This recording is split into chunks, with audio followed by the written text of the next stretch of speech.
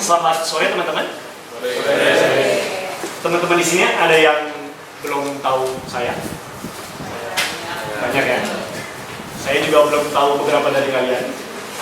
Ya mungkin saya sedikit introduction ya. Kenapa? Sorry. Ada yang bersuara bagus? Enggak ya? Bukan gua doang yang mendengarkan. Ya nama saya Adrian. Saya biasanya dipanggilnya Ko Ian. Ya meskipun kata Ko itu distracting for me, but I have to know myself and keep calm. Even though I'm called Koko gitu ya. Saya lulus tahun 2008 gitu ya. Gak usah dihitung. Fokus ya, fokus. Ya saya dulu lulusan dari NUS Chemical Engineering, kemudian saya did my master, kemudian saya bekerja di Siemens selama beberapa lama, kemudian sekarang saya full time. Ya, saya full time di FES. Ya, FES itu Fellowship of Evangelical Students, yaitu persekutuan mahasiswa yang ada di seluruh dunia, ya, di 150 negara kira-kira. Visi kita adalah untuk memiliki atau mendirikan persekutuan mahasiswa seperti ini, gitu ya, di setiap kampus yang ada di seluruh dunia. Ya, jadi kalau teman-teman membayangkan gitu ya, di berbagai kampus di seluruh dunia, belum di semua negara sih gitu ya, tapi hampir di semua negara, ya ada persekutuan seperti ini. Ya, jadi saya merasa Tuhan memanggil saya untuk melayani Dia penuh waktu, gitu ya. Tepatnya waktu saya year 1 di NUS, ya mungkin buat beberapa teman lumayan orang lumayan aneh dan ya saya dari sejak year 1 akhir, gitu ya, saya merasa Tuhan panggil saya untuk menjadi hamba Tuhan, menjadi full timer, ya. Waktu itu saya merasa dipanggil Tuhannya, gitu ya, puncaknya ketika saya mengikuti camp seperti ini, ya, lebih tepatnya bukan seperti ini, tepatnya camp NUS ICF, gitu ya, dan ya, it's not a coincidence, gitu ya, saya merasa Tuhan panggil saya di sesi terakhir daripada camp NUS ICF tahun 2005, ya, I know, that's one decade, right? Yes. Decade, right? Ya, bukan abad ya. Ya, one decade, gitu ya, and very interestingly, gitu, maksudnya camp tahun 2005, which is sebenarnya 10 tahun yang lalu, itu diadain dari tanggal 9 sampai 12 Mei, ya, and teman-teman bisa guess sesi terakhirnya tanggal berapa? 11 Mei, ya, dan di sesi terakhir itu ya pembicaranya Ibu Magdalena Pranata dari Surabaya, ya dia menantang, ya, ada nggak dari kalian yang mau menyerahkan dirinya sepenuhnya kepada Tuhan? Ya, selama 1 tahun sejak saya ke Singapura, saya merasa Tuhan banyak banget berbicara kepada saya. Saya merasa selama saya di Indo jadi orang Kristen, saya nggak tahu apa-apa tentang Alkitab. Ya, selama saya di Indo, saya pernah dengar bahwa Kristus mati bagi saya, tapi saya nggak pernah mengerti, saya nggak pernah sadar bahwa itu artinya saya punya hidup yang kekal. Hidup yang kekal artinya hidup yang selama-lamanya. That means I don't need to worry about anything. Saya juga tidak pernah menyadari, kayaknya di gereja saya tidak pernah disebut bahwa Kristus adalah satu-satunya jalan dan kebenaran dan hidup. Karena itu tidak ada seorang pun yang sampai kepada Bapa kalau tidak melalui aku. Ya, jadi ketika saya sampai di NUS, gitu ya, dari tahun pertama saya ingin banget di welcome tea, gitu ya, saya merasa ya mata saya terbuka, gitu ya. Saya merasa waktu itu ada senior juga yang sharing, gitu ya, tentang bagaimana Kristus adalah satu-satunya jalan, gitu ya. Kekristenan adalah kebenaran, jalan dan hidup, itu yang paling penting, gitu ya. Waktu itu seniornya ada 2 orang, gitu ya. Saya ingat banget karena mereka lumayan gejala, gitu ya. Waktu kenalan sama saya pertama kali, gitu ya, namanya siapa, ditanya, terus baru ngobrol bentar, terus ditanya, by the way, menurut kamu siapa yang cakep? Jadi saya what? Kayak like okay, gitu ya. Mereka kayak bercanda-bercanda gitu kan dulu ya. Oke, gitu ya. Tapi ya saya bersyukur gitu ya, karena mereka membagikan Injil pada saya pada saat itu, gitu ya. Jadi for me it's quite a nostalgic moment. Ya, saya tadi ngecek email saya, gitu ya. 10 tahun lalu bulan Mei, it was a great awakening for me. Ya, tahun 2005 bulan Mei, lalu kemudian tahun 2005 bulan Mei saya menyerahkan diri. Bulan Juni 2005, ya, saya bikin email account namanya solus.christos. Ya, itu artinya hanya melalui Kristus. Ya, kemudian salah satu senior yang menginjili saya, gitu ya, dia tiba-tiba email saya, dia bilang, gile email apaan nih? Gitu ya. Terus saya bilang sama dia, iya dong, kita kan harus menghidupi iman kita. ya, dimanapun kita berada, termasuk untuk kita email gitu ya, terus kita email ini. Ya, nah, saya juga cek email saya gitu, terus di situ ada rangkuman sesi 4 sesi yang diadakan di tanggal 9 sampai 12 Mei 2005. Ya, yang membuat rangkuman sesi itu juga yang mengabarkan Injil kepada saya, ya namanya Cahyan Cokro, ya sampai sekarang dia juga masih ada di Singapura.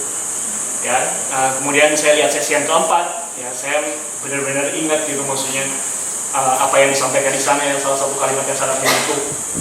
Ya, khotbahnya tentang Musa gitu ya. Di situ Ibu Magdalena Pranata bilang, kalau kamu benar-benar merasa Tuhan sangat mengasihi kamu dan Tuhan memanggil kamu melayani, ya sekali kamu ambil keputusan, ya never look back. Never look back. We still need to be critical.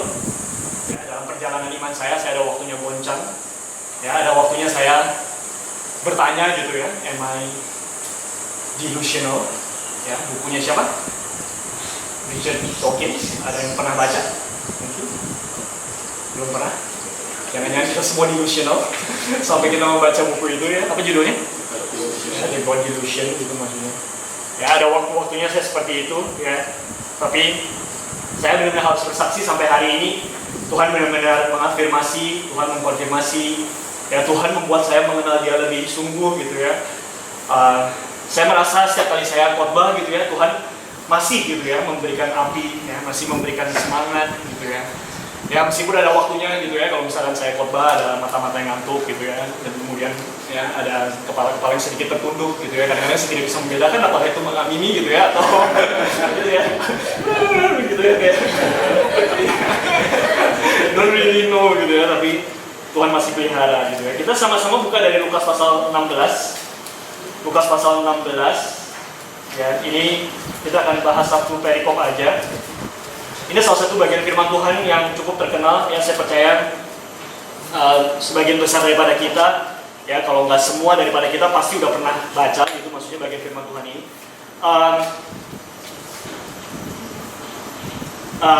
Kita baca sama-sama ya, Lukas pasal 16 ayat 19 sampai ke 31. Kalau teman-teman ada yang bahasa Inggrisnya, versi bahasa Inggris ya, terutama ESV, ya teman-teman bisa buka ya, yang versi ESV-nya. Ya. Kalau teman-teman ada yang versi Yunani, ya jangan dibuka sekarang lah ya, karena kalian baca pun kita tidak mengerti gitu ya. Ya, Lukas pasal 16 ayat 19 sampai 31. Tentang apa ini parable-nya? Ya. Dari judulnya ya teman-teman tahu kan ya? Ceritanya kurang lebih tahu? Kalau tahu mungkin bisa mengangguk. Tahu ya. Ya, kita baca sekali lagi gitu ya bagian firman Tuhan ini supaya kita nggak miss out gitu ya, mungkin bagian-bagian kecil yang selama ini kita nggak perhatikan. Ya, di sini ada beberapa tokoh gitu ya. Saya akan bacakan yang Tuhan Yesusnya. Ya, not that I'm the most Christ-like gitu ya. Cuman karena itu yang bagian yang paling panjang gitu ya, kalau dibaca sama-sama ntar bikin pusing ya. Jadi saya akan bacakan yang bagian Tuhan Yesusnya. Jadi ini Tuhan Yesus yang ngomong kan ya. Betul? Tidak betul? Koyen bisa salah di depan, jadi juga perlu ditegur kalau misalkan salah, gitu ya. Jadi saya bacain Tuhan Yesus, kalian baca yang non Tuhan Yesus, ya, yang non Tuhan Yesus. Ya, ada beberapa tokoh di sana ya, Lazarus, orang kaya, Abraham, gitu ya, dan seterusnya. Ya, kita sama-sama baca yang Lukas 16 ayat 19 sampai ke 31.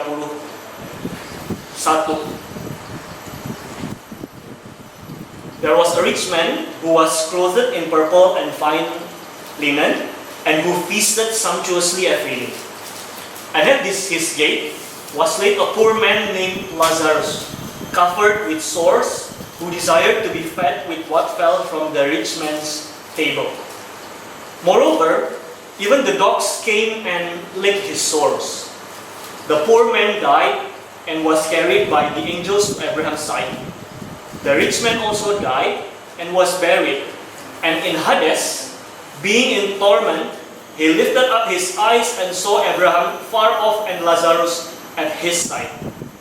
And he called out, Father Abraham, have mercy on me, and send Lazarus to dip the end of his finger in water and cool my tongue, for I am anguished in his pain. But Abraham said, Child, remember that you in your lifetime received your good things, and Lazarus is like better things. But allow me to comfort here, and you are anguished. And besides all this, between us and you, a great sworn that those who would pass from here to the beginning of the age, and none of us was there who was. And he said, Thank you, Father, to send me into my father's house, for I have 5 brothers, so that he may warn them, lest they also come into this place of torment. but Abraham said, Moses and the prophets, that is true. and he said, No, but if someone goes to them from the dead, they will repent. he said to him, If they do not hear Moses and the prophets, neither will they be convinced someone should be righteous. Tuhan sekali lagi berbicara kepada kami, Tuhan sekali lagi berkata-kata kepada kami percaya ketika firman Tuhan diberitakan, ketika kami berusaha untuk mengerti Roh Kudus Tuhan hadir. Di dalam nama Kristus kami berdoa. Amin. Teman-teman tahu yang namanya Dr. Tim Keller? Tahu ya? Dia hamba Tuhan yang botak. Ya, salah satu karakteristiknya dia di New York. Ya, dulu dia adalah staff FBS. Ya, seperti saya. Ya, dia staff FBS di US selama 3 tahun, kemudian dia sekolah teologi. Ya, kemudian dia mengembalakan sebuah gereja di Amerika, ya, for I think around 11 years. Kemudian dia sekolah lagi, dan sudah di sekolah lagi dia merasa dipanggil Tuhan untuk mendirikan sebuah gereja di New York. Ya, namanya Redeemer Presbyterian Church. Ya, waktu saya master dan saya intern di New York, saya ke gereja sana setiap minggu, gitu ya. Dia salah satu orang yang dipakai Tuhan luar biasa, gitu ya. So much so that dulu kalau misalkan di kebaktian gerejanya, gitu ya, ditulis siapa jadwal pembicaranya, gitu ya. Mereka biasanya ada 4 kebaktian dalam 1 minggu. Jadi biasanya ditulis, gitu ya, kebaktian yang pagi, yang di West Side atau East Side, gitu ya. Kalau teman-teman tahu New York dibagi berdasarkan itu kan ya, East, West, and North and South, gitu ya. Biasanya ditulis gitu siapa pembicaranya, gitu ya. Tapi belakangan ya, termasuk waktu saya di sana, gitu ya, tahun 2010 udah nggak ditulis lagi, gitu ya. Karena setiap kali ditulis pembicaranya dia, gitu ya, kebaktian yang lain kosong, gitu ya. Tuhan pakai dia luar biasa. Ya, dia ada satu bagian firman Tuhan, ya, dari perikop ini, gitu ya. Judulnya tentang hell, ya, tentang neraka, ya. Saya pengen membawakan, gitu ya, topik tentang neraka ini. Ya mungkin teman-teman bertanya, gitu ya, kenapa, gitu ya. Ya bukan karena kita sangat kepanasan, jadinya kita bahas tentang hell, gitu ya. Nanti ada alasannya, gitu ya. Saya mikir-mikir, saya persiapan, gitu ya. Saya coba tulis poin-poinnya, gitu ya. Kemudian saya ambil kesimpulan, I think the best way, gitu ya, the best person to share the sermon is himself. Gitu ya. Jadi saya pengen ajak teman-teman untuk mendengarkan, gitu ya, rekaman daripada sermonnya. Ya, from time to time, gitu ya, saya mungkin akan stop, gitu ya, rekamannya, kemudian akan recap, gitu ya, karena mungkin lumayan cepat, gitu ya. Kalau khotbah biasanya maksimal 35-40 menit, gitu ya, tapi kontennya kondens banget, gitu ya. Kemarin saya bawain di sketch-scan, gitu ya, saya putar, kemudian saya stop, kemudian saya bicara, gitu ya. Total-totalnya berapa lama ya? Itu 1,5 jam ada kali ya? Iya. Ya itulah beda Tim Keller dan saya. Saya kasih komentar aja tambah 1 jam, gitu ya. Tim Keller maksudnya dia mengeksposisi 35 menit ya. Kita sama-sama dengerin ya. Ini laptopnya bawa ke sini kan? Supaya saya bisa stop.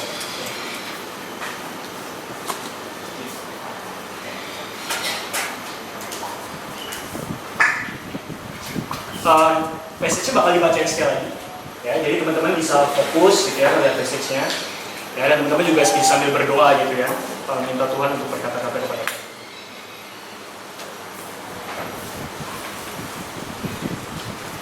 Saya tes dulu ya, kedengaran atau enggak ya. The reading for today is taken from the book of Luke, chapter 16, verses 19 through 31. Oke? Kekerasan ya? Kamu kekerasan ya? Enggak ya? Jangan budak ya? Oke. There was a rich man who was dressed in purple and fine linen and lived in luxury every day.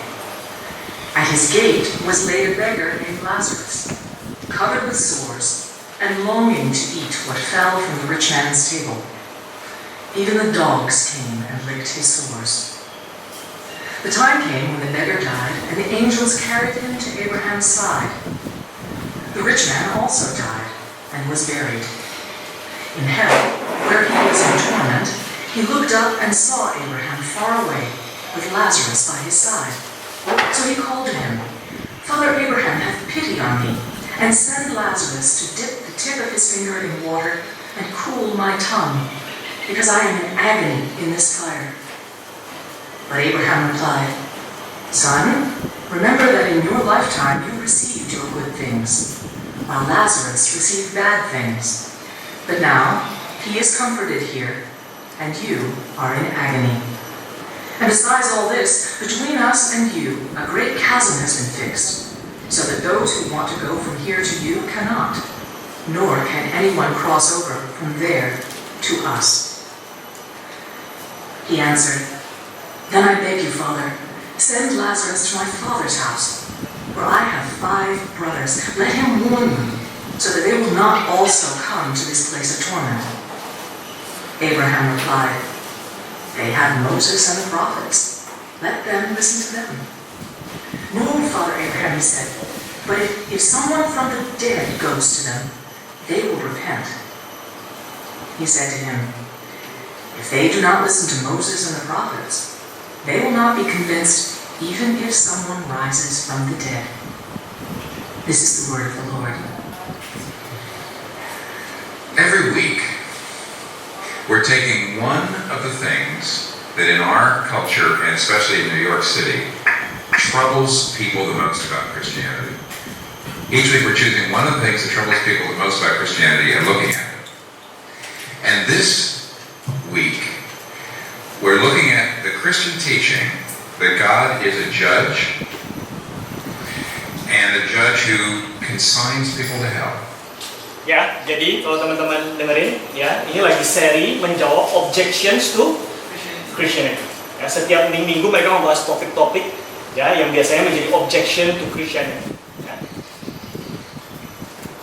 And there are a number of forms, we'll look at a couple of them, different forms and concerns about that teaching, but basically I think the understandable objection goes like this. How, the person says, can you possibly reconcile the concept of judgment and hell with the idea of loving God? Judgment, hell, loving God, just don't go together. Nangkep ya? Jelas ya? Bagaimana mungkin gitu ya kalau kita percaya ya, bahwa Allah kita adalah Allah yang adalah kasih gitu ya. Lebih tepatnya God is love ya disebutnya, bukannya God loves. Ya, seperti yang sempat God is love. How can God like that gitu ya send people to hell? Ya, di mana ada torment dan ada penderitaan. Ya, ini salah satu pertanyaan yang papa saya hampir setiap kali tanya gitu ya, setiap kali saya jawab, setiap kali saya ketemu juga dia nanya pertanyaan yang sama. Gitu ya, saya nggak mengerti kenapa gitu ya. Mungkin dia perlu dengerin sermon ini ya, I don't know. But that's the reason. What do we say about that? I'll tell you, one of the things that I have said over the years, because I'm a minister, some people ask me, what do you believe about hell? And one of the things I say is, well, one thing I believe is that probably the biblical imagery of hellfire, probably that's metaphorical. And the people go, phew.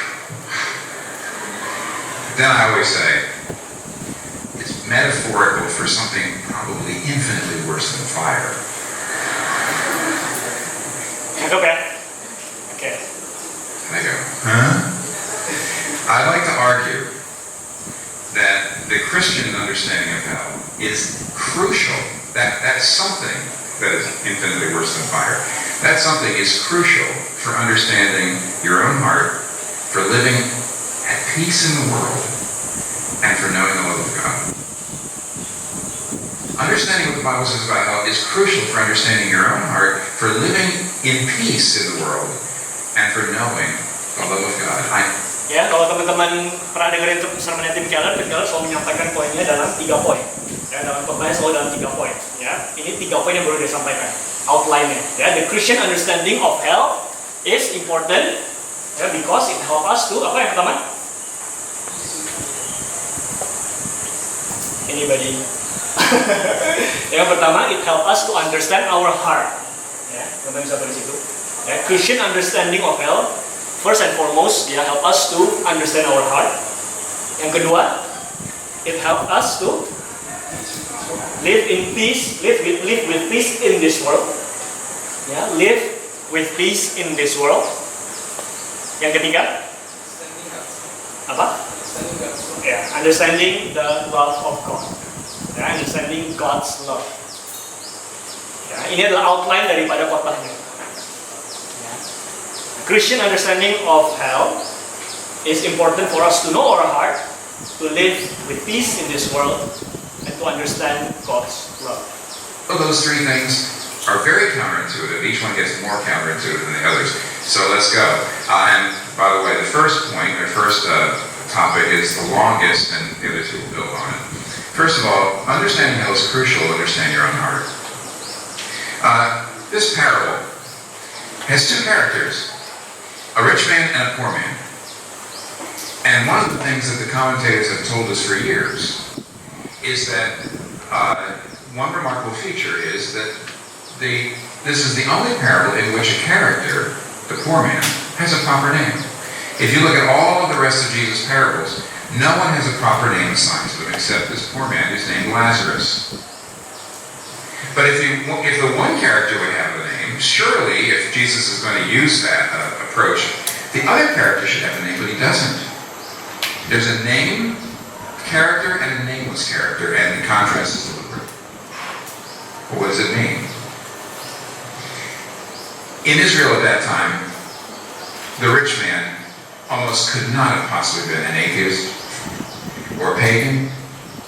The rich man would have believed in the God of the Bible, he would have prayed to the God of the Bible, he would have obeyed the laws of the God of the Bible, but he's in hell without a name. Why? Verse 25, Abraham said, remember that in your lifetime you had your good things. You already had them. Your highest, your best things, the things that you built your life on, you had them. See, the philosophers for many years have talked about what they call the summum bonum, the highest good of your life. What is your highest good? What is the thing you really live for? What is the thing that you that is your ultimate value? What is that which gives meaning to your life? What is it that gives you a sense of who you are? Whatever your best thing, the highest thing, the ultimate value is, that's what gives you an identity. This man now had his good things. It's past tense. Status and wealth was the basis for identity. And now that the status and wealth is gone, there's no him left.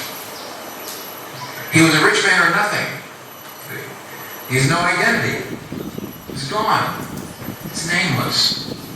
Because when you take away everything, like wealth and status, he has no identity. And you say, well, what's the alternative? If somebody takes away everything, I mean, hell's the place where everything's taken away, right? If somebody takes away everything, what is the alternative? Søren Kierkegaard, the great Danish philosopher, wrote a book called Sickness Unto Death. Pretty much the only book I've read of his that I can understand, actually. But I really have understood it. So far dulu ya, jadi gimana perbedaannya antara orang kaya dan miskin yang disebut? Ya, nameless. Ya, almost every commentator says, gitu ya, atau spots, gitu ya, this difference. Gitu ya. Dan kemudian Tim Keller argue apa? Kenapa dia nameless in hell? Ya, his whole identity is based on his wealth. Ya, and when he dies, he no longer has the wealth, gitu ya. Yes, nothing about him remains. Yeah. He is even nameless. He has no more identity. Either he is a rich man or he is no one. Nothing. In that book, he wrestles with the definition of sin, and he defines sin as building your identity on anything but God. See, in the book, he wrestles with a good definition. And he knows the traditional definition of sin is breaking God's law. And of course he agrees that breaking God's law is wrong, is a sin. But he wonders whether that's a sufficient definition. And the reason is Pharisees. He says, here's Pharisees. They're following all the law fastidiously, and yet they're lost. Why? When the Pharisees, we talked about this last week a little, when the Pharisees serve as their own savior in the Word, because they're seeking to earn their own salvation. They're trying to put God in the position where, because they're so good, God has to bless them, and he has to answer their prayers, and he has to give them a good life, and he has to take them to heaven. When Pharisees, by obeying the law, do that, earning their own salvation, they're actually building their identity not on God, but on their moral performance. They're getting their pride, they're getting their self-worth out of their morality and their religiosity, and it's destroying their character. On the inside, they're filled with pride and self-righteousness and ravening and rigidity. Outside, they're wreaking havoc. Why? Because the best definition of sin, and I think he's absolutely right here, is building our identity on anything besides God. Apa? The best definition of sin is? Siapa ini yang ngomong? Søren Abbe Kierkegaard. Ya, dia seorang filosofer, ya, seorang theologian juga, ya, dari Denmark. Ya, I think we have the book. Bakal dijual ya? Bakal ya, nanti bakal dijual. Itu bukunya. Saya kayaknya bukunya bukan yang Sickness Unto Death ya. Kayaknya buku yang jadul gitu ya. Jadi, ya, itu ya. Dia bilang definisinya ya. Kita dengerin lagi ya.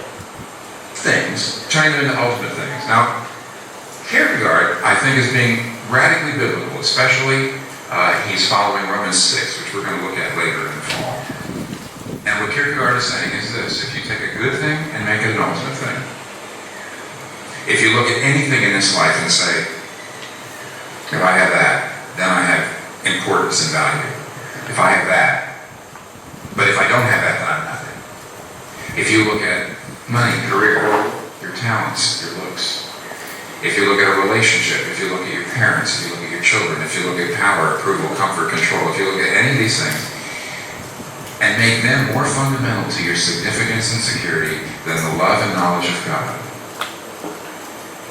then though you may believe in the God of the Bible, you may pray to the God of the Bible, you may obey the laws of the God of the Bible, but your faith, the justification of your life, the roots of your identity, what you really worship, in other words, is something else. And that starts in your heart, a spiritual cosmic fire. Ya, jadi dia ngomong apa? Biasanya kita tahu definisi dosa apa? God's law. Which Kierkegaard setuju atau tidak? Setuju. Ya, definitely that's part of the definition of sin. But according to him, it's not enough. It's not sufficient. Why? Argumentasinya gimana? Because of the Pharisees. Ya, the Pharisees do everything right. Ya, berusaha untuk mati-matian memenuhi keseluruhan hukum Taurat. Tapi kalau misalkan teman-teman lihat, gitu ya, kalau teman-teman baca Alkitab, ya, teman-teman akan menemui dan mendapati bahwa ya salah satu jenis orang yang paling dibenci Tuhan Yesus adalah orang Farisi. Ya, dan Alkitab gitu yang mencatat dengan jelas, ya, orang Farisi tidak akan masuk ke dalam kerajaan Allah. Pasti masuk neraka. Pasti masuk neraka. Ya, saya bacain ya, Matius 23 ayat 13, saya bacain ya, teman-teman bisa dengar. But woe to you, scribes and Pharisees, hypocrites, for you shut the kingdom of heaven in people's faces, for you neither enter yourselves, nor allow those who would enter to go in. Ya, teman-teman bayangin ya, seberapa eksplisitnya Tuhan Yesus ngomong seperti itu. Ya, saya nggak kebayang gitu ya, kalau saya tiba-tiba dengar Tuhan Yesus ngomong gitu di depan diri saya, gila. Ya, teman-teman bisa kebayang gitu ya, betapa menakutkannya. Ya, kayak final verdict. Gitu ya. Kemudian juga ayat 33, Matius 23:33, you serpents, ya, di sini referring to the Pharisees. Ya, you brood of vipers, how are you to escape being sentenced to hell? Ya. So, dari perspektif Tuhan Yesus, it's already very clear. Ya, they will not enter the kingdom. Ya, jadi teman-teman nangkap ya maksudnya. Ya, kenapa ya? Kenapa Tim Keller tiba-tiba di sini ngomongin tentang definisi of sin? Why? Out of nowhere kan? Hello. He needs it to what? Relates it to identity. Why does he need to relate to identity?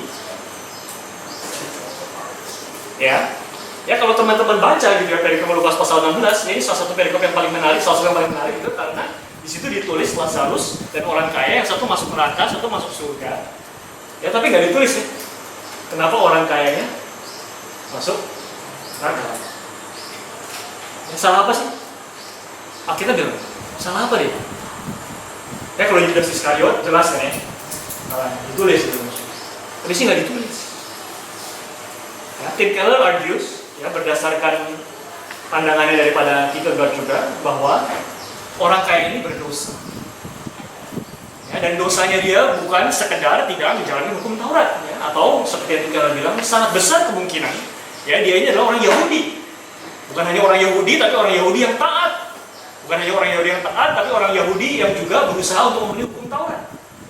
Ya, tahu dari mana? Ya, kalau teman-teman perhatikan ketika Nanti sudah masuk ke dalam neraka, misalnya dia memanggil Abraham dengan kata apa? Father. Ya, meaning what? Ya, orang Israel percaya Abraham adalah nenek moyang. Ya, so Tim Keller is trying to argue ya, bahwa ya, the sin in this particular passage, the fire within is building his identity on something else besides God. And in this case is apa? Is that's the definition. It's not that breaking the law of God is not sin. It's also sinful, but it's not an enough definition. It's not a sufficient definition. Ya, nangkap ya, sobat? Ya, ada yang ketiduran. Kalau ketiduran nggak bakal jawab ya. Ya, kita lanjut ya. That's what the metaphor for fire is about. You say, what are you talking about? It starts a fire. All right. We know a lot about the devastation of addiction. We know about the inward and outward devastation that addiction wreaks. And it consists of things like this. First of all, there's the disintegration that happens in addiction, because as addiction proceeds, you need more and more of the addictive substance to get less and less of the kick, of the high, of the satisfaction. So you need more and more of the substance, and you do everything to get less and less and less of the satisfaction, and that leads to disintegration. And another part of addiction is isolation. You have to lie. You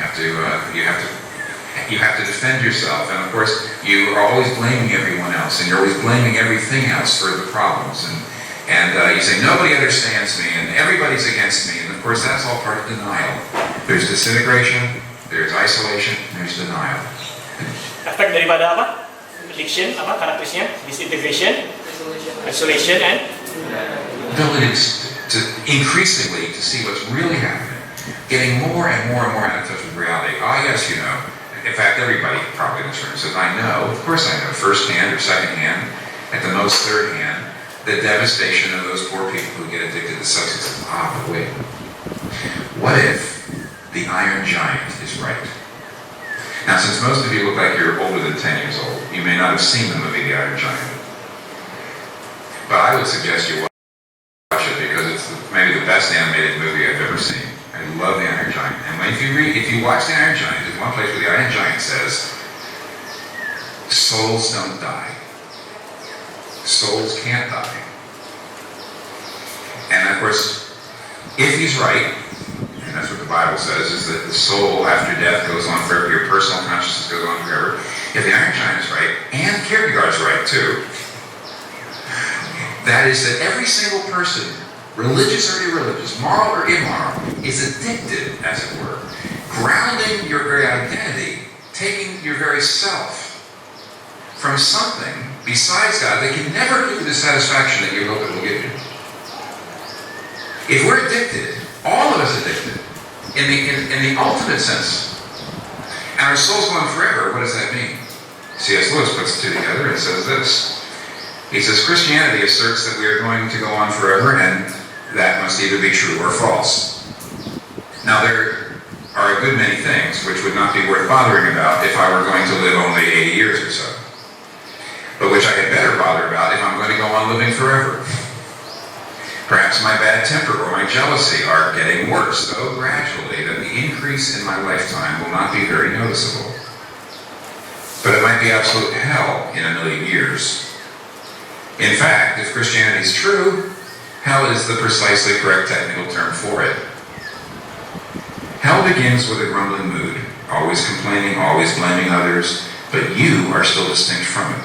You may even criticize it in yourself and wish you could stop it. But there may come a day when you can no longer do so. Then there will be no you left to criticize or even to enjoy the mood, but just the grumble itself, going on and on forever like a machine. So it's not a question of whether God sends us, quote unquote, to hell. In every one of us there is something growing up which will be hell unless it is nipped in the bud. Anggap ya? objection terhadap kekristenan apa tadi disebut di awal dalam kaitannya dengan neraka. Bagaimana mungkin Allah yang mengasihi dan penuh kasih mengirim orang ke dalam neraka? Ya, Tim Keller bilang, no. Ya, by quoting C.S. Lewis, Kierkegaard, no, hell is not really a place. Hell starts with the fire within you. Yeah, it might be jealousy. Yeah.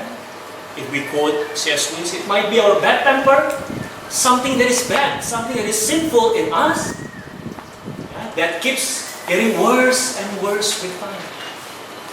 And imagine if, and we believe that this is true, souls live forever.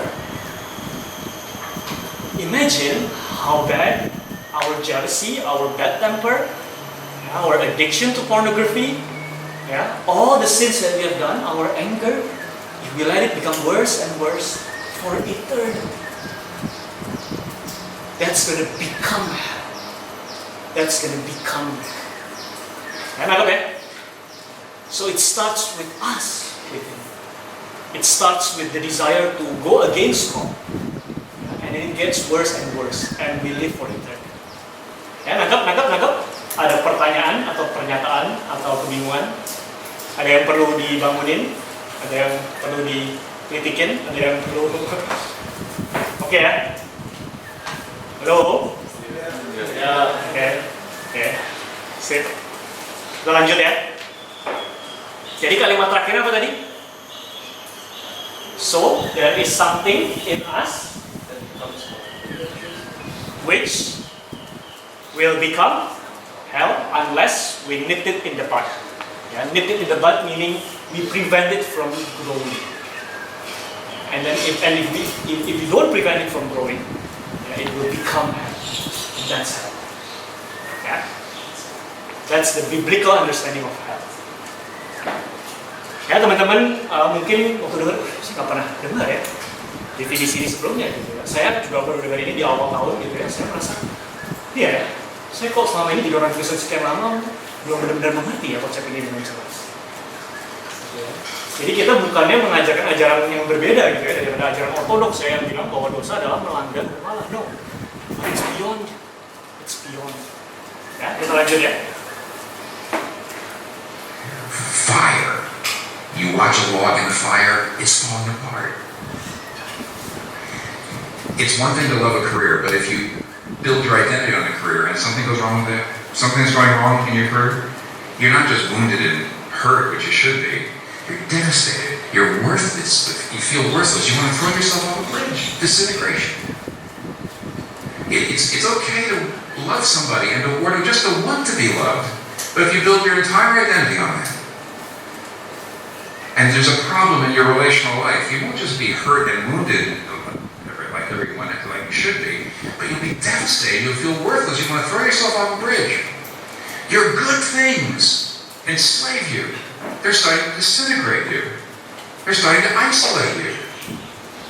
So that when something gets in the way of it, instead of just being afraid, you're paralyzed. Instead of just being angry, you're implacably bitter. Instead of being despondent, you endlessly hate yourself forever and ever. This is the fire. Do you not see it in yourself? Do you not see where it's going? And most of all, denial. The denial. Now, C.S. Lewis is constantly saying, whenever he depicts hell, that the doors of hell are locked from the inside. That's the whole idea behind hell. Because you more and more you can say, I would never, you say, well, this isn't very good. People in the middle of addiction feel like that. This isn't very good, but I can't imagine being somewhere else. And everybody else, nobody understands. It's not as bad as you say, and I can really handle it. That's hell. And that's hell. It's hell. And it's hell. If that's the case, and I think it is, we have confirmation right here in this text. Look at the insanity, look at the out of touch with reality that characterizes people in hell. Commentators have noted for a long time that the rich man is astonishingly blind and in denial and filled with blame shifting. So for example, notice that even though here's Lazarus up in heaven, look at where he is, he's in hell. He's still ordering Lazarus around. He still wants Lazarus to come and cool his tongue. He still expects him to be a servant. And notice something else. He does not ask to get out of hell. He just tries to get Lazarus in. Perhatiin nggak? Doesn't ask to get out. And he strongly insinuates that God didn't give him enough information. You know, now go to my 5 brothers and give them the information. What's that? Hint, hint. I didn't get enough information. Nobody understands me. I shouldn't really be here. And besides that, it's not so bad. I really don't want to be up there with all that, all that humbug up there, and whatever you're doing up there. But would you please send somebody down here to give me a little bit of break? Summary. Tunggu ya, ngomong apa? In the past few minutes, saya sendiri lupa. Ada yang mungkin bisa kasih summary? Out of touch reality. Out of touch reality. Masih belum nyambung ke saya. Neraka cuma dia bahkan nggak minta buat dikeluarin dari neraka. Right. Kalau Lazarus datang kayak hero Lazarus Right. Ya. Jadi dia ngomong ini ya, apa namanya? Intinya apa salah satunya? Hell itu pintunya dikunci dari they lock themselves in hell. Yeah, because they don't see that being in other places is better. No, they cannot see. And that's hell. Ya, dia kasih summary di sini ya. Oh, it's just a freely chosen identity based on something else besides God going on forever. Hell is just your freely chosen identity based on something else besides God going on forever. Ya, apa definisinya? Hell is, teman-teman bisa tulis ya. Hell is a freely chosen identity based on something else besides God going on forever and ever. Hell is just a freely chosen identity based on something else besides God going on forever and ever. Something that we think if we have those, we have worth, we have significance. And something when we don't have that, kita mulai ada uncontrollable emotion, kita mulai jadi paralyzed, mulai jadi susah tidur, mulai jadi stres berlebihan. Teman-teman, waktu saya dengar ini ya, bagian firman Tuhan ini ya, jadi banyak refleksi ya. Kalau teman-teman benar-benar dengerin kalimat terakhir saya gitu, kalau kita stres berlebihan, because of something else besides God, maybe we are making hell in our lives. When we are too stressed, too obsessed about something and we don't get it, we become very much depressed. Be careful. Maybe the fire within us starts becoming hell. Jadi mungkin teman-teman udah mulai melihat hubungannya apa. Jadi yang mau saya sampaikan gitu ya, poin yang pertama gitu ya, yang cukup sederhana gitu ya kalau teman-teman dari tadi mendengarkan gitu ya, which is that the issue of self-identity is at its root an issue of heaven and hell.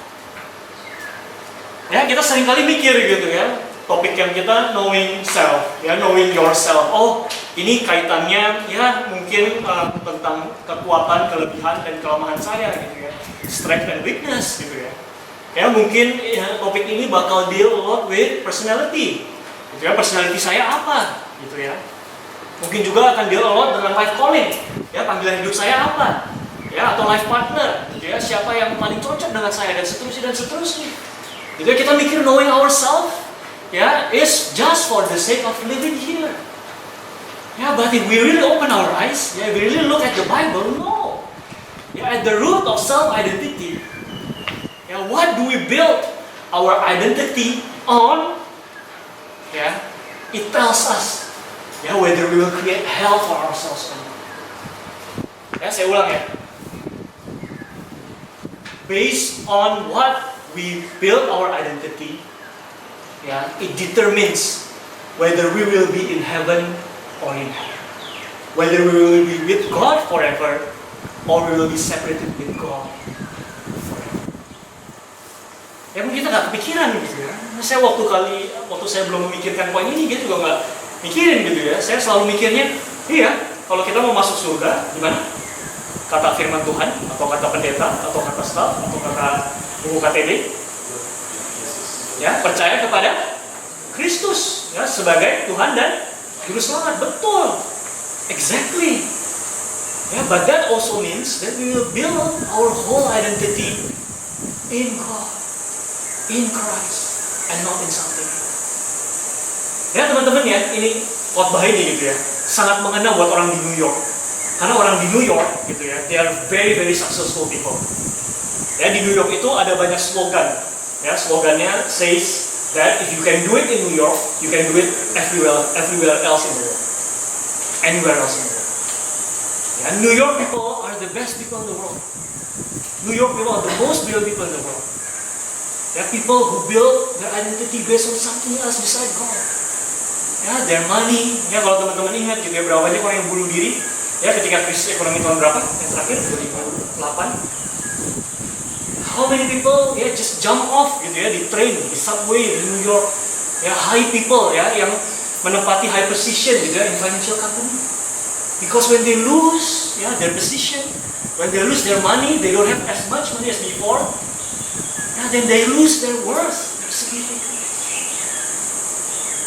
Ya, ada juga orang-orang yang mungkin putus pacar gitu ya, atau yang sebaliknya gitu ya, nggak dapat pacar gitu ya, juga bisa equally stress gitu kan.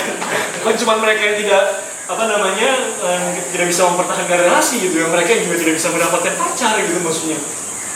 Ya, it can really disturb to the very core gitu maksudnya. Ya, kalau teman-teman tahu gitu ya, di Korea Selatan gitu ya, suicide rate paling tinggi salah satunya ya untuk para wanita gitu ya. Kenapa? Karena they are very much compared by their look. Ya, saya pernah ngomong kan ya, kalau nggak salah di dedication service tahun lalu, kemarin ini si Sarah cerita ke saya, kok waktu dedication service tuh kok ngomong ini ya. Saya merasa tersentuh karena saya sendiri nggak ingat gitu. Saya juga ngomong apa ya waktu itu ya. Ya, saya ngomong gitu waktu itu orang-orang di South Korea ya, cewek-ceweknya ya dibandingkan loh. Ya, dari kecil gitu ya. Nah, ada staff di Korea juga, yang pelayanan itu juga ada di Korea yang namanya IVF Korea, ya, kondisinya ICF di sana IVF. Dan mereka bilang, ya banyak cewek di sana stres. Karena orang tua mereka sendiri dari kecil gitu ya udah compare mereka sama anak-anak tetangga. Ya, kok kamu giginya agak berapa derajat miring sih gitu ya, maksudnya nggak very proper gitu maksudnya. Ya, kamu sana operasi plastik ya, kalau kamu tahu, teman-teman tahu gitu ya, di sana operasi plastik itu kayak beli gorengan gitu. Kamu mau ini nggak operasi plastik gitu ya, kayak beli gorengan gitu maksudnya. Oh, masih belum dasar gitu. Ya, kalau teman-teman pernah lihat di Facebook ada ini kan ya, kontes itu kan, kecantikan itu kan, pernah lihat ya? Yang 20 orang menang gitu ya. Waktu saya lihat kok yang beda cuma bentuk rambutnya, yang satu keriting, yang satu ini panjang, semua mukanya sama gitu ya.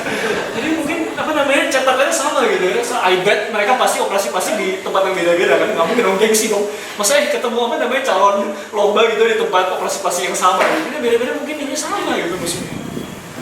Ya, niat so many of them kill themselves. Memang mungkin ya kita nggak sampai to the point of wanting to commit suicide gitu maksudnya.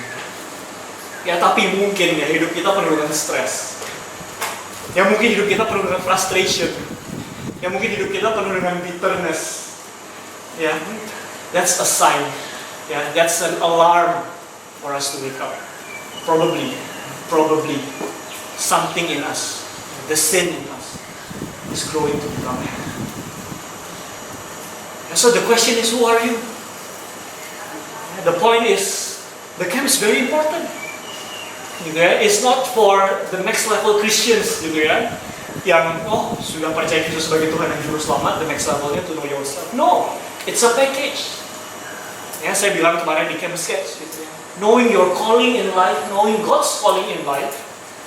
Ya, it's about going to heaven or going to hell. It's about being in heaven or being in hell. Ya, tidak ada orang Kristen yang sejati yang tidak menjalankan kehendak Tuhan yang ada. Ya, kita akan mendengar nanti gitu ya, quote dari C.S. Lewis. In the end, there are just going to be two different people in the world.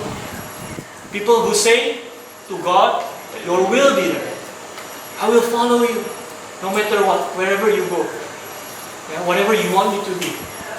Ya, kalau hari ini juga saat ini gitu ya, kita disuruh pergi kemana? Afrika, ke Nepal gitu ya, nggak kecangin kan, nggak ngesok. Naik taksi lah dan $10, $7 gitu, saya ingat gitu ya, karena saya ini udah tahun ke-10 saya ikut NUSICF kan, jadi saya waktu itu sendiri, wow, gitu. Saya setua itu gitu. Ya, will you do it? No such thing as half-hearted Christian. No such thing as a Christian who don't want to follow God's will. And there is no such thing as a genuine Christian who does not know himself. No such thing as a genuine Christian who does not know himself. Either we know ourselves as God knows us, and we know ourselves well, and we step every day gitu ya, semakin hari semakin lama semakin mengenal Tuhan, and we will be with Him forever, and we will do His will, or ya, orang jenis kedua, ya, orang yang kepada siapa Tuhan berkata apa?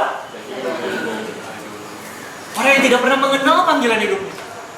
Ya, menjalani hidup ini untuk apa? Ya, karena saya sudah lulus dari NUS, saya harus cari kerja yang ya kebanyakan orang juga cari kerja yang gajinya lumayan besar. Ya, buat apa kamu menikah? Ya, semua orang juga menikah. Kalau nggak menikah kesepian, ya kasihan gitu ya.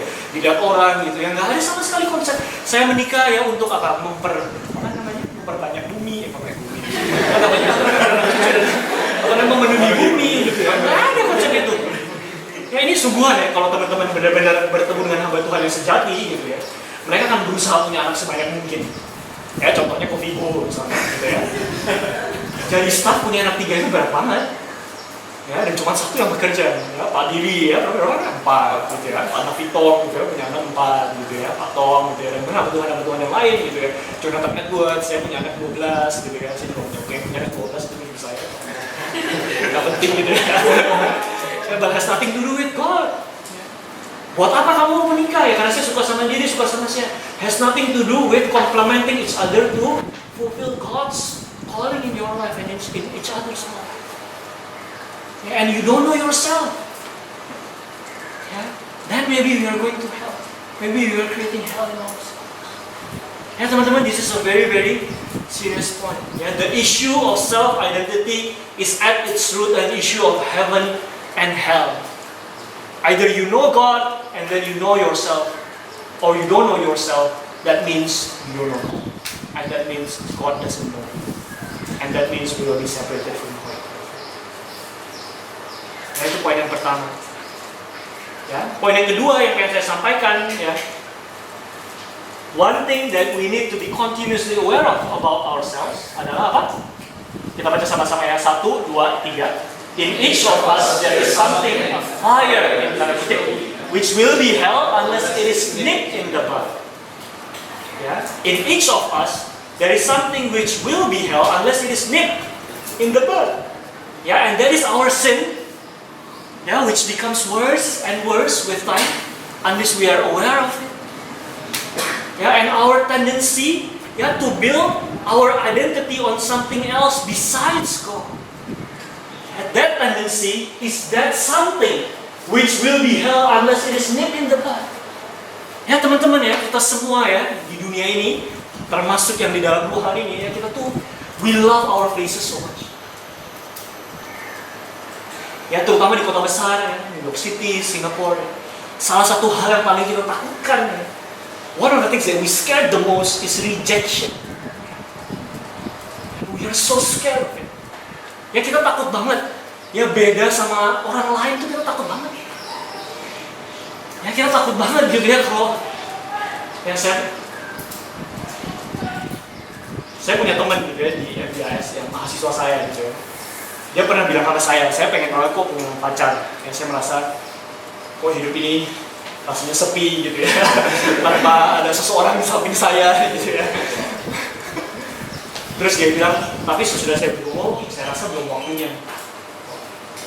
Terus, at one point in time, ya ada beberapa anak NBS yang lain yang bukan orang percaya, bukan orang Kristen, ya join ke fellowship kita, ikut beberapa kali gitu ya. Terus dia pernah ikut makan bareng sesudah persekutuan. Ya, terus pas ada one point in time gitu ya, orang-orang itu ya yang tidak percaya kepada Tuhan, mulai ngejekin kayak apa ya, teasing teman saya. Lu mah cupu. Single dulu ya, jomblo dulu. Saya ngeliat teman saya mulai merah mukanya gitu ya. dia kalau stres gitu ya, mukanya merah kelihatan banget gitu loh. Jadi like it's very easy to notice gitu. Maksudnya dia mulai merah, terus dia mulai ada 2 orang lah yang kayak tis dia gitu. Nah, terus kemudian gitu diajak ngomong gitu terus kan kayak ya mana ini dong ini kapan gini. Oh dia tiba-tiba reply gitu ya, saya tiba-tiba kaget, saya nggak pernah lihat gitu ya sisi orang ini sebelumnya kayak gitu dia ngomong, lihat ya, lama lagi gitu baca, ngomong gitu dengan saya waktu itu, wow, dia baru aja ngomong sama saya sebelumnya, ya kok ini bukan waktunya Tuhan, this is not God's timing for me gitu ya, this is not,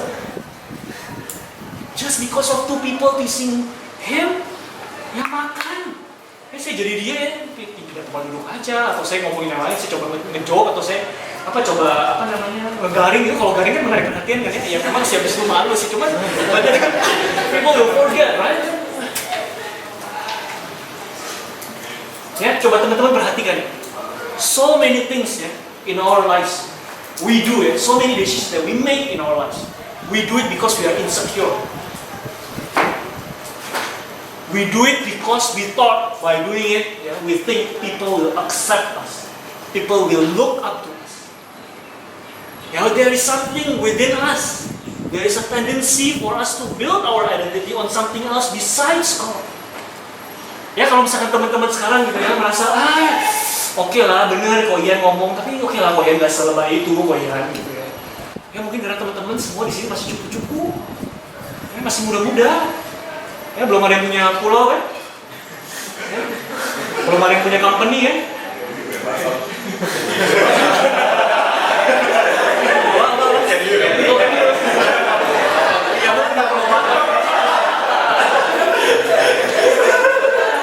Ya, karena kita semua mungkin masih cukup-cukup gitu ya. Ya kita lihat kiri kanan ya sama lah, bedanya ya mungkin dia majornya medicine gitu ya, mungkin ya oke lah lebih better than me gitu ya.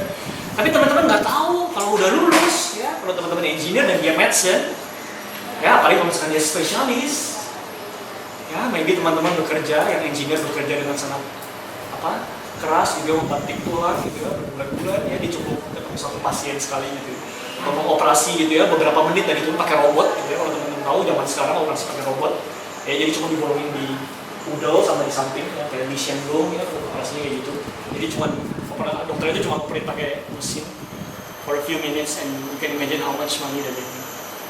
Ya, engineer, I was an engineer, so I know. Ya, how much brain power that we use, ya. Effort ketawanya sampai, ya sampai karena dia udah pernah internship, so he knows gitu ya. And the money that we make ya, kalau compare sama orang-orang yang lawyer, yang medicine, ya. Oh my goodness, why did I choose engineering in the first place? Ya mungkin sekarang kita bisa ketawa gitu ya. Kalau teman-teman benar-benar udah lulus ya, ya oke lah ya. Kalau misalnya kita nggak pernah ketemu sama teman kita itu lagi, that's fine gitu maksudnya. Tapi we will have reunion, right? You will long to see people who were in the same batch as you before. And maybe ya waktu mereka datang gitu ya, kita mungkin naik bus 95 gitu ya, atau bus 200 ya, mungkin dia naik helikopter gitu ya. Dulu dari saya kerja di UPH, ya dia tangan kanannya John Riyadi yang kerja di kerjaan dia nemenin tamunya John Riyadi. Jadi dia pernah naik helikopter lah, ya, helikopternya si James Riyadi sama James Riyadi sama John Riyadi. Dia bilang gila ya, gue dari Depo Karawaci ke Kuningan cuma 10 menit. Lalu dari rumah kita ke Kuningan gitu ya, jalannya jauh lebih dekat berapa jam gitu ya. Ya mungkin teman-teman sekarang yang single gitu, maksudnya teman-teman mikir ya apa sih jadian, ya, coba lihat yang jadian berantem terus kan, lihat yang jadian lebih baik murungnya, ya lebih baik diem-diemnya, ya lebih baik menghilang ya, suka berduaan terus gitu ya, kalau ditanya ya bosan juga kan mereka. Ya teman-teman nanti ya sudah lulus gitu ya, teman-teman mungkin sudah tidak ada lagi ICF gitu ya, udah segala gampang dulu lagi gitu ya, ngajakin orang buat makan malam, makan siang, supper gitu ya, kita udah nggak se-free bocap kayak zaman sekarang gitu ya, nggak bisa kayak panggil Evan kapanpun gitu ya, kayak whenever ya hampir selalu kan gimana di apa sih gue sobat ya dua hits kayaknya kan, kita rumah keduanya ya, kemudian kita melihat wow, it's such a beautiful thing ya pasangannya ya. Kalau sekarang kita ngelihat mungkin anak-anak annoying banget ya anak-anak ya. Lari-lari sana sini gitu ya. Wah, gitu ya kayak. Ya teman-teman bayangin kalau teman-teman sudah besar. You imagine if everyone has a child, has a partner, and you don't have. Are you still secure in God? Will you still have the stability that you claim to have now in God? If not, then it's a very serious situation. Ini bukan masalah the next level Christian. It's whether we really know God. Whether He is really the basis of your identity and my identity. Dan teman-teman bisa terus bayangkan gitu ya. Everything can be our base of identity, our basis of identity. So who are you? Ya tadi tim kalian ngomong, who are you? Do you have a name? Ya, Yohanes 10 bilang apa? Gembala yang baik mengenal Tuhan, mengetahui orang yang mengenal Dia by name. And by name it's enough. Ya nggak perlu kalian memperkenalkan diri. Apa ya?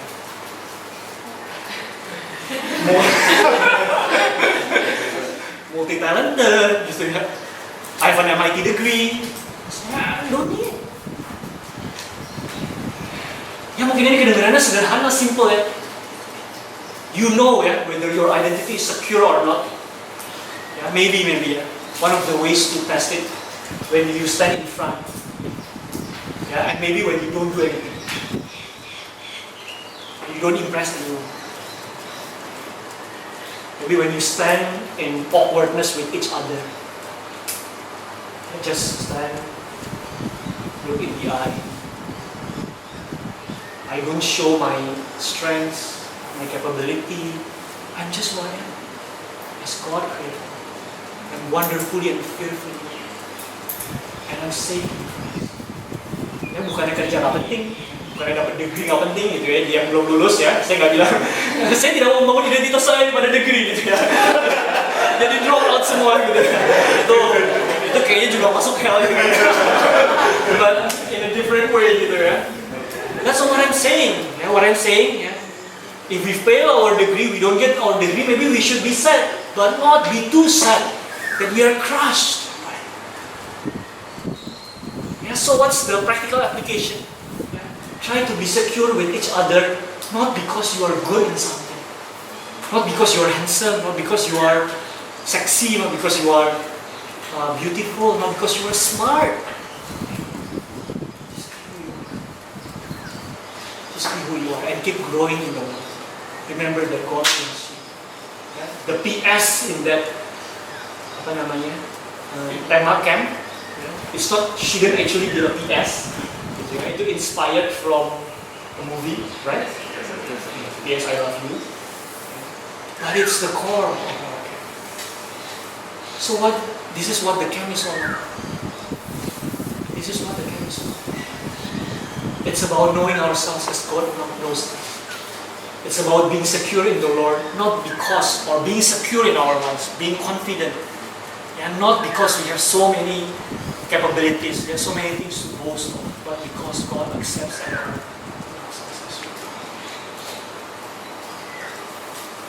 Ya mungkin teman-teman di sini ada yang berpikir gitu ya, at this point in time, gila, Koyan lebay banget. Jadi kalau saya nggak tahu panggilan hidup saya bakal menciptakan neraka di dalam diri saya.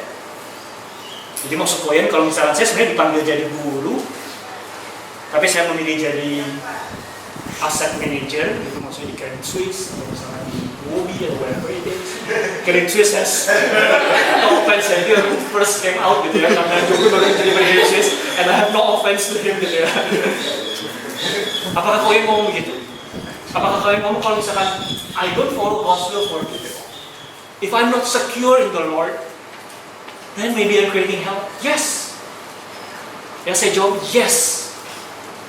Ya, if from time to time, ya, we are not more and more secure in the Lord. Ya, if from time to time gitu ya, kalimat orang lain, ya, komen orang lain terhadap diri kita ya, itu kita makin sensitif terhadapnya. Ya, kita semakin tidak bisa membedakan yang mana yang benar, yang mana yang salah, ya, yang mana feedback yang membangun, yang mana yang tidak. Maybe, ya, very likely, we are creating hell and we might be separated from God. Ya, being a Christian very serious. Ya, Tuhan bilang kalau orang mau perang dia hitung dulu pasukannya. Siapa yang lebih banyak? Kalau misalkan pasukannya lebih sedikit, lebih baik menyerah. And so it is with follow me. If you cannot follow all what I want and ask you to do, then don't follow me. Barang siapa mengikut aku, dia harus apa? Dia harus menyangkal, harus mengikut, dan mengikut aku. Firman Tuhan bilang, woe is you if everyone says well of you. Ya, ini kalau teman-teman renungkan ya, gila. Ya, berbeda sekali dengan apa yang dunia ajarkan. Ya, dunia ajarin apa? Blessed are you, gitu ya. Ini bahasa sangat spiritual. Ya, dunia mengajarkan blessed are you if everyone says well of you. Ya, Alkitab bilang curse is you, terkutuk kamu. Kalau semua orang, every single one that you know and that knows you says well of you, because that's the way they treat the false prophets. Di zaman itu orang-orang Israel treats the false prophets ya dengan puji-puji terus mereka. Everyone says well of them karena the false prophet ya terus menjilat orang-orang Israel. Everyone likes him. Curse be to you if you don't go towards knowing ourselves better and better. Be more and more secure. Be careful, be careful, be careful. It's not just a matter of, stress karena nervous harus bicara di depan gitu ya, stage fright ya, atau apa namanya, saya mungkin nggak terlalu dihormati. It's about heaven and hell. It's about your time in eternity, who you're gonna be with. Ya, I hope teman-teman get the point ya, dan kalau teman-teman benar-benar get the point gitu ya, the normal response gitu ya, yang seharusnya teman-teman miliki sekarang is fear. Ya, saya nggak tahu ya teman-teman, ada yang jadi takut ya? Takut ya? Ada yang takut angkat tangan begini. Takut Takut something in yourself becomes hell. Angkat tangan. Banyak ya. Kita mungkin mikir it's all about trusting Christ, yes. Ya, tapi nggak bisa lepas ya dari knowing ourselves. Ya, we should be fearful. Ya, but gitu ya, kalau teman-teman perhatikan, saya akan tutup dengan poin yang ketiga. Ya, even though point number 1 and number 2 is are true, the issue of self-identity is at its root an issue of heaven and hell, and there is something in each of us which will be hell unless it is nipped in the bud. My point number 3 is do not fear. Do not fear. Ya, kalau teman-teman kita kembali gitu ya ke Lukas pasal 16. Ya, apa permintaan terakhir daripada orang kaya itu? Ya, dia minta Bapak Abraham untuk menyuruh Lazarus untuk memberitahu ya saudara-saudaranya bahwa hal itu ada. Ya, jadi disuruh bangkitkan kembali siapa? Lazarus dari kematian. Tuhan Yesus ngomong apa? Abraham ngomong apa? Mereka ada Moses and the prophets. If they don't believe in Moses and prophets, they will not believe even if Lazarus is raised from the dead. Ya, Tim Keller gitu di dalam khotbahnya dia berargumentasi, bukannya tidak akan yakin bahwa dia betul-betul berasal dari surga, berasal dari neraka, ya, dan bahwa betul-betul neraka itu ada, ya, dan bahwa betul-betul mereka harus di-warn, bukan itu. Ya, teman-teman bisa imagine gitu ya, kalau temannya teman-teman gitu ya benar-benar bangkit dari kematian, ya teman-teman, benar ya, dan kemudian dia ngomong, hal itu ada loh, heaven itu ada. Ya, mungkin betul-betul gitu ya, kita akan percaya gitu ya, tapi kita tidak akan gitu ya, terdorong untuk betul-betul mau bersama dengan Tuhan. Ya, we will not be fully wanted gitu ya to go to heaven. Ya, see, the more I explain, the more I think you get confused. So I think we better continue with the sermon gitu ya. Just another 7 to 8 more minutes gitu ya. Di sini akan dijelaskan gitu ya, what's the solution. Ya. We shouldn't have fear. Even though point number 1 and number 2 should make us fearful, but we shouldn't have fear.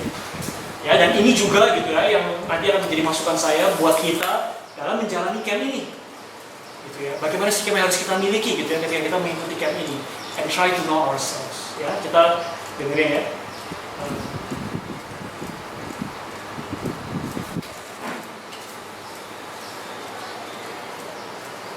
believing in God of judgment is crucial. It's about the only resource strong enough to help me, he's saying as a Croatian, live in peace on earth. Right. So hell is necessary to understand Outline. your heart. Hell is necessary to understand your heart. Yang kedua, Hell is necessary for living in peace on earth. And last of all, the doctrine of hell is necessary for knowing the love of God. ya, jadi poin yang kedua saya skip. Ya, poin yang ketiga, the doctrine of hell is important for us to understand apa? The love of God. Ya, let's hear about this. Say what? Wait a minute. Somebody said, no, this is the worst one of all. The whole idea of a God of judgment and hell seems opposed to the idea of a God of love. It's not. You're wrong. With all due respect. Look at the end of this passage. What does the rich man ask of Abraham? For his brothers, his 5 brothers. He says, I want a miracle. Send Lazarus back. Now, of course, if Lazarus actually does, they know Lazarus is dead. If Lazarus suddenly comes up out of the ground, in front of the 5 brothers, that's a miracle. It's a naked, spectacular miracle. Somebody raised from the dead. Can you imagine? Lazarus rises up and they go, oh my gosh, it's Lazarus. There is a hell. What are they going to say? No? Of course they're going to say yes. Oh my gosh, if I really live a good life, I don't want to go to hell. Abraham says that will never work. He says they will be convinced, and that word, by the way, means more than rationality. Of course they'll be convinced in the sense of, oh my gosh, I didn't realize there was a hell. Here's a letter from our brother, oh my gosh, he says, look out.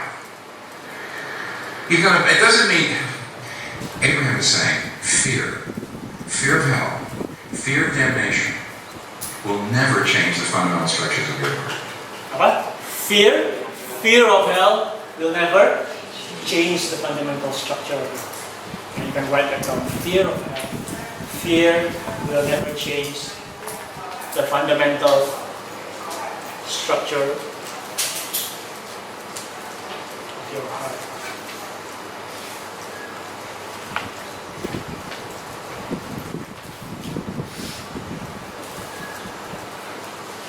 Ya, nggak lama lagi ya. Udah ya? It won't work.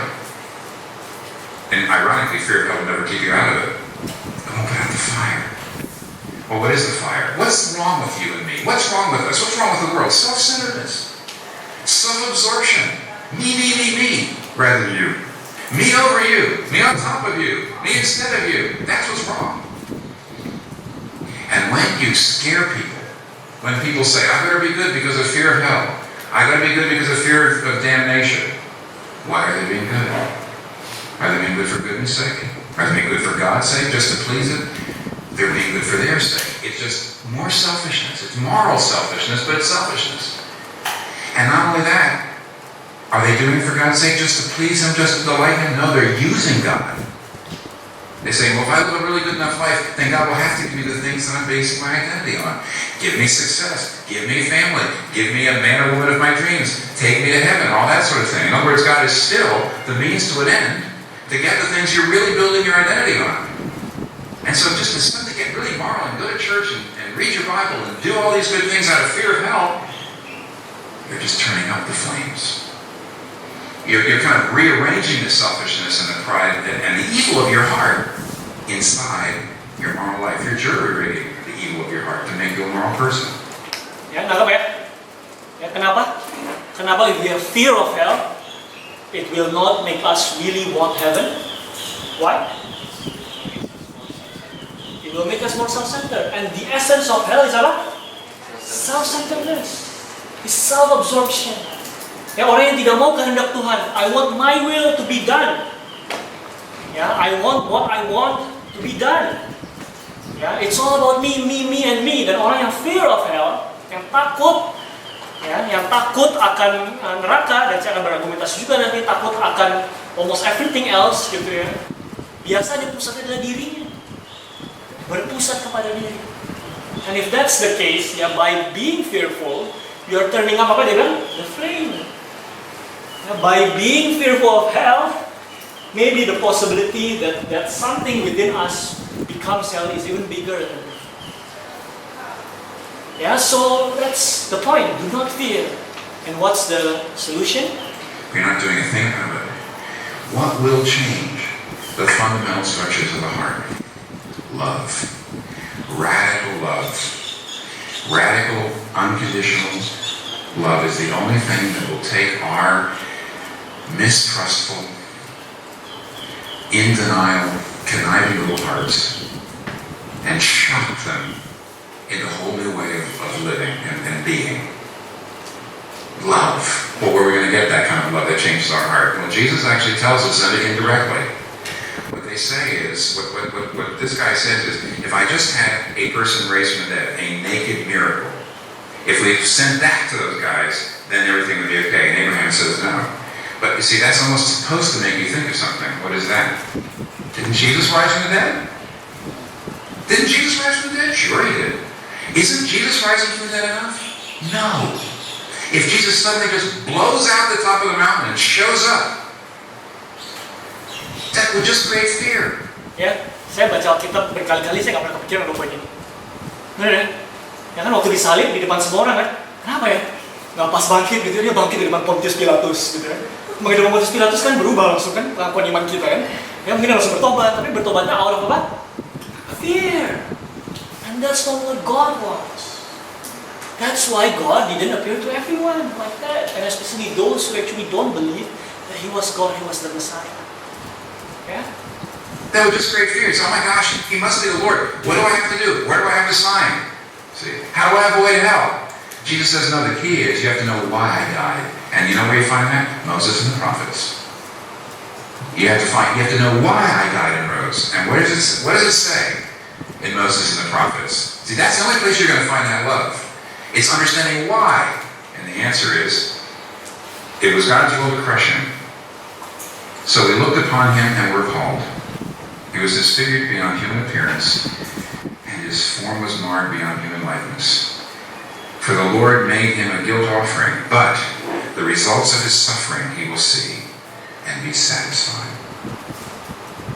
You do not know how much Jesus loves you unless you know how much he suffered. What did he suffer on the cross? David Martin Lloyd-Jones' little sermon illustration I read years ago, I forget where, but it's really helped me for years. He said, imagine that a friend of mine comes to see me and says, hey, I was at your house the other day, and a bill came due, and you weren't there, so I paid it. And the doctor, David Martin Lloyd-Jones says, well, he says, how should I respond? And the answer is, I have no idea how to respond until I know how big that bill was. Was it just postage due? You know, and you paid another 20 cents or something like that? He would say, well, thank you. But what if the IRS finally found you? What if it was those 10 years of back taxes? You know, what if it was an enormous debt? See, Lloyd-Jones says, until I know how much he paid, I don't know whether to shake his hand or fall down on the ground and kiss his feet. What did Jesus Christ actually experience on the cross? Unless you believe in hell, you will never know how much he loved you. You will never know how much he values you. Your heart will never know unless you believe in hell. You say, why? Why did Jesus Christ speak more about hell than anybody else in the Bible put together? Everybody else in the Bible put together did not speak about hell as much as Jesus. Why? Because on the cross, he took it. The fire fell down into his heart. The Apostles' Creed said, he descended into hell. You say, what do you mean he descended into hell? When he said, Father, why have you forsaken me? My God, why hast thou forsaken me? To lose the love of a friend hurts. To lose the love of a spouse hurts more. The deeper and greater the relationship, the more devastating and agonizing the loss of love. And I know this is beyond finding out. But on the cross, when Jesus Christ lost, when the Son lost the eternal love of the Father, he experienced an agony, he experienced a disintegration, he experienced an isolation. Infinitely greater than you and I would experience in an eternity in heaven. He took the isolation and the disintegration he deserved. He took it on himself. Why? He loves you. And unless you see that he didn't just experience physical pain on the cross, or even some kind of emotional pain on the cross, unless you understand, Unless you believe in hell, you'll never know how much he loves you. You'll never know how much he cares. Never. Ironically, people, by getting rid of the idea of judgment and hell, try to make God more loving, and they make him less. Ya, anggap ya. Ironically gitu ya, orang-orang Kristen yang jarang ngomong tentang hell justru sebenarnya membuat Tuhan terlihat lebih kurang mengasihi daripada orang-orang yang mengajarkan tentang hell. Karena orang-orang Kristen yang mengajarkan tentang hell ya adalah orang-orang Kristen yang juga percaya bahwa Kristus mati menanggung dosa kita dan menanggung neraka. The solution is not by being fearful and to do things out of the motivation of fear, but out of the motivation of love. And how do we love God? How do we love Christ? By looking at what He has done in our lives. Ya ini sederhana ya kalau teman-teman pikirin analogi dan paralelnya gitu ya. Biasanya kita paling tersentuh gitu ya.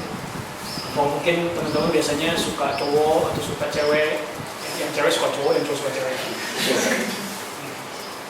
Kapan sih? Apa sih yang biasanya pertama kali menggerakkan kita? Oke lah, misalkan selain cakep dan ganteng. Ini mungkin karena dia baik gitu. Ya paling kalau dia melakukan sesuatu yang dia perlu banyak berkorban. Our heart is touched. Our heart is touched. Ya, tim kalian ngomong di sini. You want to get rid of hell? You want to make sure that something, that tendency in yourself does not become hell. You want to know God and know yourself well, as God knows you.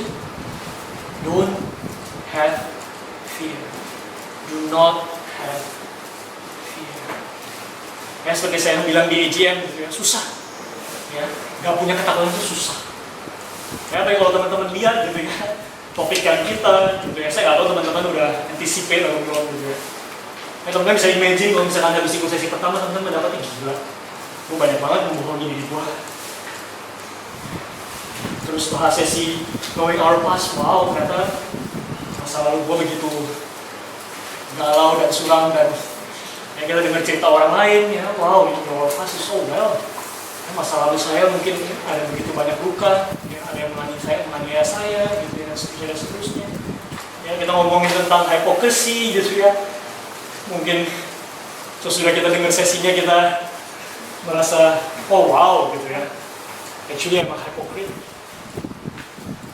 Ya, actually saya seorang yang munafik gitu ya. I'm actually a lukewarm. Ya. Oh no, I don't know my calling gitu ya.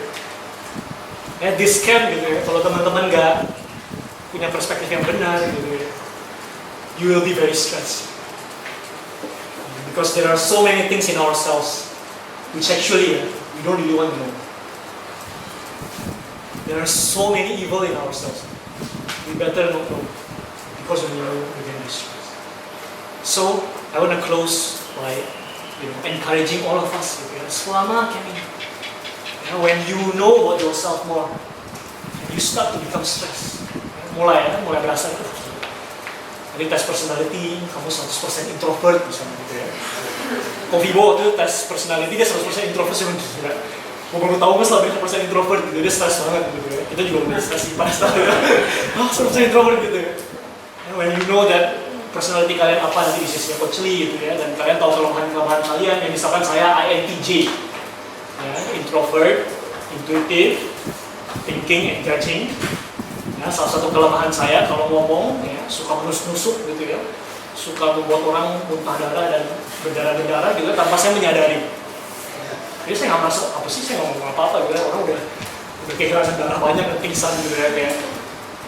When I knew that, I was like, ya emang sih gue punya kelebihan kalau ngomong di depan orang jadi belak-belakan gitu ya, nggak takut orang mikir apa sama gue, ya benar. Tapi diam-diam berapa orang benci sama gue. When I knew that, terus saya lihat orang yang opposite saya itu ISFJ, ya, super feeling gitu ya, jadi nggak ada apa-apa juga, lu lagi sedih ya gitu ya, lu lagi seneng kenapa, kayak padahal nggak, kayak kita INTJ kayak orangnya udah ngomong pun kita masih nggak peka gitu loh dia seneng atau sedih, emosinya apa gitu maksudnya ya. Saya wow, beautiful ya. Bukan orang bisa lebih tersentuh kalau misalnya mikir gitu. Dia mulai comparing ourselves, dia mulai insecure ya. Kalau misalnya kita mulai insecure, mulai fearful, ya kita mulai fearful ya. Gimana ya kalau misalnya gimana ya kalau misalkan camp ini tentang knowing ourselves. Kemudian the more the days of the camp pass by gitu ya, the more and more people know themselves in the camp. Ya, everyone start to talk very confidently like Ian gitu ya di depan ya, bersuara keras-keras, kita muter-muter gitu ya sampai kesana kemari gitu ya. Dan kemudian I feel like, oh gue masih takut ya. Gue mah kayak kebanyakan orang di sini ya. Why am I different? Then that's also fear. Ya, dan that if you are trying to be, you look confident gitu ya, trying to talk keras-keras gitu ya, tapi the motive is because you are fearful that everybody in this camp will reject you because you are not like everybody in this camp. And that's still hell. And we are creating hell. And we will never know ourselves. See how complex you are? Ya, betapa sakit jiwanya kita. So love God. Look to Christ. Look at what He has done. Ya, saya setiap kali insecure, saya sering banget insecure. Ya, kalau teman-teman nggak percaya, tadi waktu saya bicara dari sana ke sini, detak jantung saya kayaknya 3 kali lipat. Ya, saya setiap kali masuk ke ruangan baru, saya harus bicara gitu, saya masih, aduh, what if kalau gua garing gitu ya, what if kalau misalkan, what if. Ya, but the more I think, I shouldn't be like that. Kalau misalnya lu kayak gitu, makin parah kan, gila makin takut lagi gua. Ya kalau misalnya besok, ya, lu gak boleh nervous. Kalau misalnya lu nervous, ya, lu bakal makin nervous. Ya kalau lu makin nervous, makin hancur. Ya, gue dengar kalimat itu bukan terhibur. Ya, dengar kalimat itu makin nervous gitu ya, gila. Kalau gue makin nervous, gue makin hancur. Ya, gue makin nervous gitu ya, makin nervous. Look to Christ. Look at what He has done. Remember that He took hell for us. Remember that He died so that you have a clear identity. You don't have to prove anything to anyone. No need. So long as you have faith in Christ, so long as you put your faith in Christ, you know that He is your all, and do your calling. No need to. Ya, saya pengen tutup gitu ya dengan sebuah lagu. Judulnya Forgive Me. Ya, lagu ini sangat baik gitu ya. Dinyanyikan oleh Steve Green. Ya, lagu ini setiap kali saya menyanyikan, saya selalu diingatkan gitu ya, to pause for a while, to really stop from doing things, to really ask myself questions, what and who actually define me? Do I need to prove anything to anyone? Can I just stay silent with anyone in this room? Don't need to prove anything and be secure. This song helps me. Ya, jadi saya pengen teman-teman untuk sekali lagi ingat Kristus. Ya, ingat pengorbanan, ingat the broken body, the bitter cup. And remember, throughout the camp and throughout your life, when you start to have fear, especially fear of rejection, fear of going to hell, fear of getting hell by your own selves and all that, remember, the solution is love. Saya perlu internetnya di sini. Passwordnya apa ya? Internetnya apa? Nanti lambat ya. Kita nyanyi ini aja deh kalau gitu. Gak apa-apa, kita nyanyi lagu ini aja. Bukan semua karena anugerahnya. Minta tolongnya di G. G, F. Atau minta tolong F, bisa ya? Bisa ya? Coba ya. Mungkin bantuin kita ya. Evan, kalau nggak gitu. Teman-teman bisa buka handphone teman-teman. Ya, kita buka lagu Semua Karena Anugerahnya yang kita nyanyikan di handphone. Di izin kemarin. Semua ada 3G.